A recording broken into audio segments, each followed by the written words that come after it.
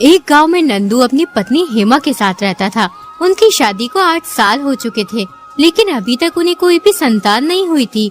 उनकी आर्थिक स्थिति भी सही नहीं थी। नंदू मजदूरी करके अपने घर का गुजारा करता था। एक दिन नंदू काम करने जा रहा होता है। तुम कल अपना खाना घर ही भूल गए थे। पूरे दिन भूख में कैसे काम करा होगा। और आज तो घर में कुछ भी नहीं है, बस थोड़ा सा आटा बचा हुआ था। उस आटे से केवल 1 रोटी ही बनी है। ये लो, तुम ये रोटी समय से खा लेना, कल भी खाली पेट काम करते रहे। नंदू उस रोटी को लेकर काम के लिए निकल जाता है। रास्ते में उसे एक बहुत ही बूढ़ा आदमी मिलता है। उसको देखकर लगता है जैसे उसकी उम्र 100 वर्ष से अधिक हो। वो बहुत ही ज्ञानी होता है। वो बूढ़ा आदमी नंदू से कहता है, मेरे ऊपर दया करो, मैं बहुत भूखा हूँ। कल रात से मैंने कुछ नहीं खाया है। ईश्वर के लिए मुझे कुछ खाने को दे दो, ऊपर वाला तुम्हारा भला करेगा। बाबा, ये खाना तो मैं अपने लिए ले जा रहा था। मैं पूरे दिन मजदूरी करता हूँ। अगर मैंने नहीं खाया तो मुझसे सही से काम नहीं होगा और फिर मेरा मालिक मुझे आज की मजदूरी के पैसे भी नहीं देगा। वैसे भी मेरे पास केवल 1 ही रोटी है। लेकिन बाबा, तुमने भी कल से कुछ नहीं खाया है, इसलिए इस रोटी पर तुम्हारा ज्यादा हक है। लो बाबा, इस रोटी को तुम खा लो। नंदू अपनी रोटी उस बूढ़े आदमी को दे देता है। बूढ़ा आदमी बहुत भूखा होता है, इसलिए वो रोटी वो तुरंत खा लेता है। बेटा, तुमने मेरी इस बुरे समय में सहायता की। तुमने अपनी 1 रोटी मुझे दे दी। मैं तुम्हारी किस प्रकार सहायता करूं? बाबा, मेरी कोई संतान नहीं है। कृपया आप मेरे लिए ईश्वर से प्रार्थना करें कि ईश्वर मुझे संतान का आशीर्वाद दे। मैं लंबे समय से संतान की इच्छा कर रहा हूँ, लेकिन अब तक मेरी दुआ पूरी नहीं हुई है। मुझे आपकी दुआ से आशा है कि ईश्वर मेरी प्रार्थना को स्वीकार करेगा और हमें संतान का सुख प्रदान करेगा।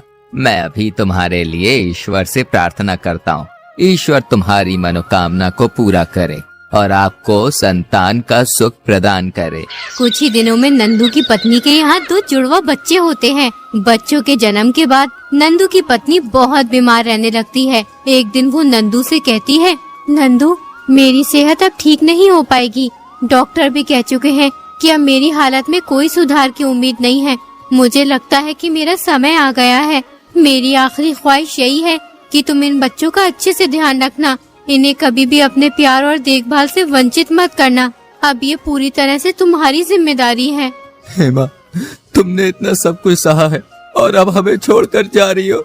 मुझे पता है कि ये बहुत कठिन समय है, लेकिन मैं तुम्हारी बातों को दिल से मानूंगा। मैं इन बच्चों की हर जरूरत का ध्यान रखूंगा, उन्हें प्यार और सुरक्षा दूंगा, जैसा तुम चाहती थी।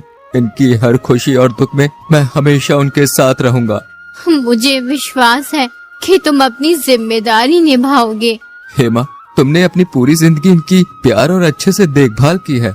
मैं भी तुम्हारी तरह इनकी खुशियों की रक्षा करूंगा और उनकी परवरिश अच्छे संस्कारों के साथ करूंगा। तुम्हारी यादें हमेशा मेरे दिल में बसी रहेंगी और मैं इन बच्चों को तुम्हारी तरह ही प्यार करूंगा। मुझे सुकून है कि तुम ऐसे समझदार और दयालु इंसान हो। अब मुझे शांति मिलती है ये सोचकर कि मैं जा रही हूँ, लेकिन मेरे बच्चों के पास तुम्हारा प्यार और सुरक्षा है। मैं तुम्हारे इस विश्वास को कभी भी नहीं तोड़ूंगा हेमा। तुम्हारी यादों और आदर्शों को हमेशा अपने दिल में रखूंगा और इन्हीं के साथ बच्चों को बड़ा करूंगा। इतना सुनकर नंदू की पत्नी की मृत्यु हो जाती है। नंदू दिन रात मेहनत करके अपने बच्चों को पालने लगता है। यूं ही कई साल बीत जाते हैं। अब नंदू के बच्चे जवान हो जाते हैं तो नंदू को अपनी बेटी की शादी की चिंता होने लगती है। बेटी, तुम्हारी शादी की चिंता मुझे बहुत परेशान करती है। तुम्हारी माँ चाहती थी कि हम तुम्हारी शादी बहुत ही धूमधाम से करेंगे, लेकिन मेरे पास इतने पैसे नहीं है कि मैं तुम्हारी शादी सही तरीके से कर सकूं। इतनी मेहनत के बावजूद मैं सब कुछ ठीक से नहीं कर पा रहा हूँ। मैं चाहता हूँ कि तुम्हारी शादी में कोई भी कमी ना रहे। पिताजी, आप परेशान मत होइए। आपकी मेहनत और प्यार ने हमें कभी भी किसी चीज की कमी महसूस नहीं होने दी और आप शादी की चिंता मत कीजिए। हम साथ मिलकर हर मुश्किल को पार कर लेंगे। आपका साथ ही हमारे लिए सबसे बड़ी चीज है। पिताजी, दीदी सही कहती है। ईश्वर जरूर कोई रास्ता निकालेगा। आप चिंता करना छोड़ दीजिए। कुछ ही दिनों में नंदू अपनी बेटी शगुन की शादी वरुण नाम के लड़के से कर देता है। वरुण एक किसान होता है। उसके पास 5 बीघा जमीन और 2 गाय होती हैं। जमीन पर खेती करके ही घर का गुजारा होता है। शगुन की सास बहुत ही बुरी औरत होती है। वो हर छोटी से छोटी बात पर शगुन को परेशान करती है। देखो तो सही, कैसे आवारा ऊँट की तरह इधर उधर फिर रही है। शर्म लिहाज है कि नहीं? या वो भी बेच खाई? तेरी माँ ने कुछ सिखाया था या नहीं?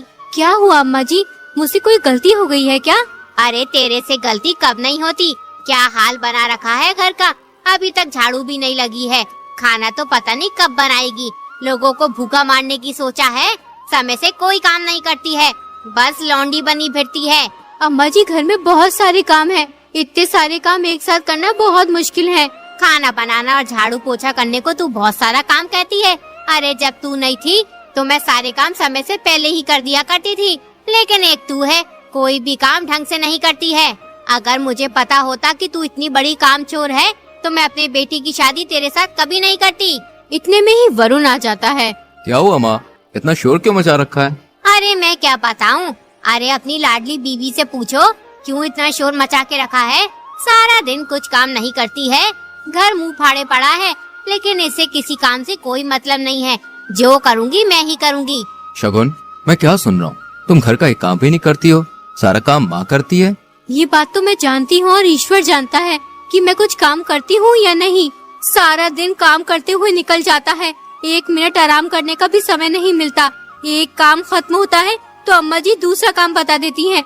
अगर किसी काम को करने में देरी हो जाती है तो अम्मा जी मुझे उल्टी सीधी कहती हैं। बगैर खाए पिए भूखी प्यासी काम में लगी रहती हूँ। वरुण ये बात अच्छी तरह से जानता था कि उसकी माँ झूठ बोल रही है और वो शगुन से सारा दिन काम करवाती है। जब शगुन खाना खाने बैठती है तो उसकी माँ शगुन को खाली पीली आँख दिखाती है, लेकिन फिर भी वरुण अपनी माँ की तरफदारी करता है। तुम ये बात अच्छी तरह से अपने दिमाग में बैठा लो। अगर तुमने आज के बाद माँ को परेशान किया या घर का कोई काम नहीं किया तो मैं तुम्हें तुम्हारे घर छोड़ाऊंगा। फिर पड़ी रहना वहाँ। अब खड़ी खड़ी मेरा मुंह क्या देख रही हो? जाओ जल्दी से मेरे लिए खाना लेकर आओ, मुझे खेत पर जाना है। अपने पति की बात सुनकर शगुन की आंखें भर जाती हैं और वो चुपचाप खाना लेने चली जाती है। शगुन को रोता देख वरुण को बहुत दुख होता है और वो सोचने लगता है, मैं जानता हूँ शगुन, तुम्हारी कोई गलती नहीं है, लेकिन मैं अपनी माँ के आगे मजबूर हूँ। मैं उनसे कुछ भी नहीं कह सकता। अरे कोई सुनेगा तो क्या कहेगा? वरुण अपनी माँ को परेशान करता है। शगुन खाना लेकर आती है। वरुण खाना खाकर खेतों पर चला जाता है। एक दिन शगुन को खबर मिलती है कि उसके पिताजी बहुत बीमार हैं, बचने की कोई गुंजाइश नहीं है। तो शगुन तुरंत अपने पिताजी से मिलने चली जाती है।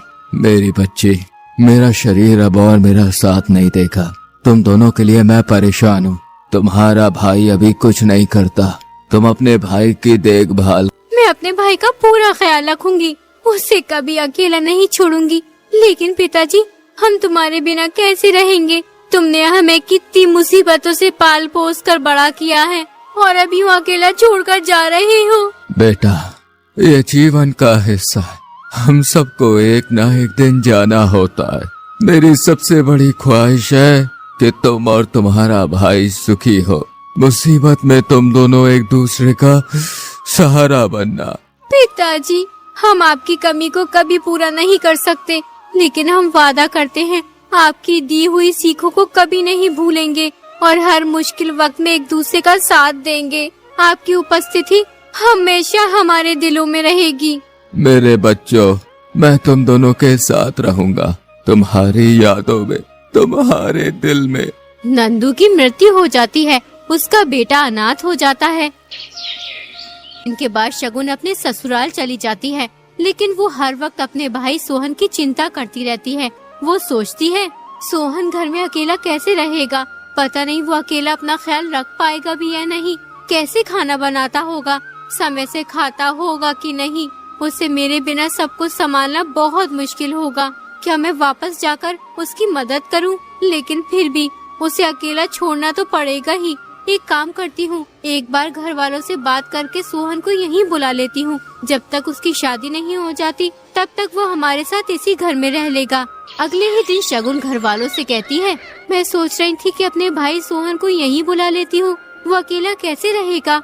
मुझे उसकी बहुत चिंता हो रही है। कुछ ही दिनों में उसका विवाह हो जाएगा तो वो यहाँ से चला जाएगा। लक्ष्मी सोचती है, इसके भाई को यहाँ रखने में कोई परेशानी नहीं होगी। 2 रोटी खाएगा और पूरे दिन काम करेगा। अगर तुम चाहती हो कि सोहन हमारे घर में रहे तो उसे जंगल का सारा काम करना होगा और दोनों गायों को चरा कर लाना पड़ेगा। उसके बदले हम उसे 2 वक्त का खाना दे दिया करेंगे। बेचारी शगुन को अपनी सास की ये बात सुनकर बहुत दुख होता है, लेकिन वो कर भी क्या सकती थी। और उसका पति ये सारी बात चुपचाप बैठा सुनता रहता है, अपने मुंह से एक शब्द भी नहीं निकालता। ठीक है माँ जी, मैं इन शर्तों को मान लेती हूँ।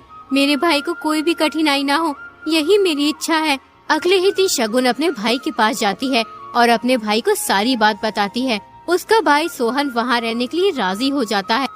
वो पूरे दिन दोनों गायों को चराता और जंगल में काम करता और रात को खाना खाकर घर के बाहर सो जाता था। एक दिन जब वो गायों को चराने जंगल में जाता है तो उसे एक अनजान आदमी मिलता है। वो सोहन से कहता है, तुम अकेले यहाँ पर क्या कर रहे हो? क्या तुम गायों को चराने का काम करते हो? मैं गायों को चराने का काम नहीं करता हूँ, ये मेरी गाय नहीं है। मैं अपनी बहन के ससुराल में ही रहता हूँ, इसलिए मुझे ये गाय चरानी पड़ती है। इसके बदले मुझे 2 वक्त का खाना मिलता है। तुम कितने मेहनती और ईमानदार हो। तुम सिर्फ 2 वक्त के खाने के लिए अपनी बहन के यहाँ इतना काम करते हो। तुम्हें यहाँ मेहनत करके कोई बहुत अच्छा जीवन नहीं मिलेगा। तुम मेरे साथ चलो, मैं तुम्हें एक अच्छा काम दिलवा सकता हूँ और तुम्हारे भविष्य को उज्जवल बना सकता हूँ। लेकिन मैं तो तुम्हें जानता भी नहीं हूँ, फिर तुम्हारे साथ मैं कैसे जा सकता हूँ? मैं यहाँ अपनी बहन के ससुराल में उसकी खुशी के लिए रहता हूँ। वो मेरी बहुत चिंता करती है, इसलिए मुझे लगता है कि कहीं और मुझे नहीं जाना चाहिए। तुम्हारी बात सही है, लेकिन तुम्हें अपने बारे में सोचना चाहिए। तुम्हारी बहन के घर में तुम्हें कितना कष्ट सहना पड़ता है। तुम पूरे दिन गायों को चराते हो, उसके बदले तुम्हें सिर्फ 2 वक्त का खाना ही तो मिलता है। मेरे साथ चलकर तुम एक नई शुरुआत कर सकते हो। अगर मैं तुम्हारे साथ गया तो मेरी बहन मेरी बहुत चिंता करेगी। वो मेरे बिना कैसे रहेगी? हमने अपने पिताजी से वादा किया था कि हर मुश्किल वक्त में हम दोनों एक दूसरे के साथ खड़े रहेंगे। मैं उसे यूं अकेला छोड़कर कैसे जा सकता हूँ? तुम्हारी बहन एक अच्छी महिला है, लेकिन तुम्हें उसके ऊपर बोझ नहीं बनना चाहिए। तुम्हारी वजह से वो अपने ससुराल वालों से कितनी बातें सुनती होगी। तुम्हारी बहन के लिए भी यही बेहतर होगा कि तुम एक ऐसा काम करो जहाँ तुम खुश रह सको और अपने जीवन को बेहतर बना सको। हाँ, तुम सही कहते हो। बहन के घर में बोझ बनने से अच्छा है कि मुझे कहीं और जाकर पैसे कमाने चाहिए, जिससे मैं एक अच्छा जीवन बिता सकूं। मेरी बहन के लिए भी यही बेहतर होगा। मैं तुम्हारे साथ चलने के लिए तैयार हूँ। बहुत बढ़िया, चलो अब हम चलते हैं, हमें काफी दूर जाना है। सोहन अनजान आदमी के साथ चला जाता है। शाम को जब सोहन घर नहीं लौटता तो शगुन को बहुत चिंता होने लगती है। वो अपनी सास से कहती है, माँ जी, सोहन अभी तक नहीं लौटा है। पता नहीं आज इसने इतनी देर क्यों कर दी। हर रोज तो सूरज ढलने से पहले ही आ जाता है, लेकिन आज अभी तक नहीं आया। ये तू क्या कह रही है? तेरा भाई अभी तक नहीं लौटा? आखिर कहाँ गया वो? कहीं वो मेरी गायों को बेचकर फरार तो नहीं हो गया? अगर ऐसा हुआ तो मैं तेरी जान ले लूंगी। लक्ष्मी जल्दी से अपने बेटे वरुण को अपनी गायों की तलाश में भेजती है। जंगल में उसे अपनी दोनों गायें मिल जाती हैं, लेकिन उसे सोहन कहीं दिखाई नहीं देता। वरुण दोनों गायों को अपने घर ले आता है। यूं ही कुछ दिन बीत जाते हैं, लेकिन सोहन का कोई पता नहीं चलता। सभी गांव वाले मान लेते हैं कि शगुन का भाई मर चुका है। खैर, दिन महीने साल निकलते रहे। धीरे धीरे शगुन अपने भाई को भुलाती रही, लेकिन तीज त्योहारों में जब आस पड़ोस की औरतें अपने भाई से मिलने जाती या उनके भाई उनसे मिलने आते तो शगुन अपने भाई को याद करके बहुत रोती। एक दिन अचानक शगुन को अपने भाई का संदेश मिलता। वो खुशी से झूम उठती है। शगुन जल्दी से पत्र खोलकर पढ़ना शुरू करती है। मेरी प्रिय बहन, मैं ठीक हूँ और एक अच्छा जीवन जी रहा हूँ। मेरे पास किसी चीज की कोई कमी नहीं है। कृपया तुम मेरे पास आ जाओ। शगुन तुरंत अपने भाई से मिलने के लिए निकल पड़ती है। अपने भाई की धन दौलत देखकर शगुन हैरान रह जाती है। दीदी, तुम्हारे बिना मैं यहाँ तक कभी भी नहीं पहुँचता। ये सब धन दौलत तुम्हारी है। भाई, तुम ठीक हो? यही मेरे लिए सबसे बड़ी संपत्ति है। मुझे धन नहीं चाहिए। तुम हमेशा खुश रहो, इससे ज्यादा मुझे कुछ नहीं चाहिए। तुम बगैर बताए अचानक कहाँ चले गए थे? तुम्हारे बाद मेरा रो रो कर बहुत बुरा हाल हो गया था। मैंने तुम्हें हर जगह तलाश करवाया था, लेकिन तुम्हारा कुछ पता नहीं चला। दीदी, मुझे एक अजनबी आदमी मिला था। उसने मुझसे कहा कि तुम यहाँ अपनी बहन के ऊपर बोझ बने हुए हो, मेरे साथ चलो, तुम्हें एक अच्छा जीवन मिलेगा। मैंने सोचा कि ये आदमी सही कह रहा है। मैं कब तक यूँ बहन के ससुराल वालों के टुकड़ों पर पलता रहूंगा? एक न एक दिन तो मुझे काम जरूर करना ही पड़ेगा। इसलिए मैं तुम्हें बगैर बताए आ गया। ऊपर वाले की दुआ से आज मेरे पास सब कुछ है।